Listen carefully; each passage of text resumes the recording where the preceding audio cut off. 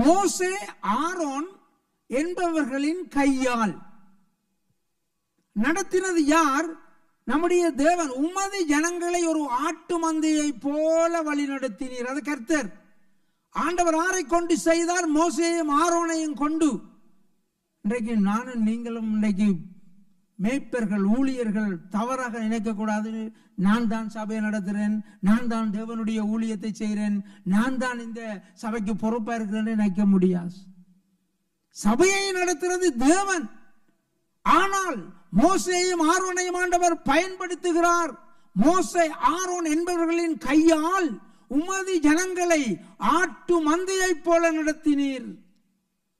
நாங்கள் கவனிக்க வேண்டிய காரியம், தேவனுடைய சபையை தேவன் தான் நடத்த வேண்டும். மனுஷன் நடத்த போனால் 1000 பேர்ந்து எங்கிட்ட குடும்ப பிரச்சனை, சண்டை, ஊர் பிரச்சனை, நாட்டு பிரச்சனை மாதிரி சொல்லிக்கலாம். அரசியலா போடும். தேவன் தான் நடத்துவோம். அதனால ஊழியம் செய்யற நானும் நீங்களும் ஒவ்வொருவரும் அந்த பயபக்தியோட ஊழியம் செய்வோம். ஆர் உங்களுக்கு அந்த வாய்ப்பை தந்திருக்கிறார்? தேவன். மோசேயை ஆரோனை அழைத்தது போல உங்களுக்கு ஆண்டவர் அந்த வாய்ப்பை தந்திருக்கிறார். அந்த ஊழியங்களை பாரத்தோடு கருசனையோடு செய்கிறதற்கு. ஏன்?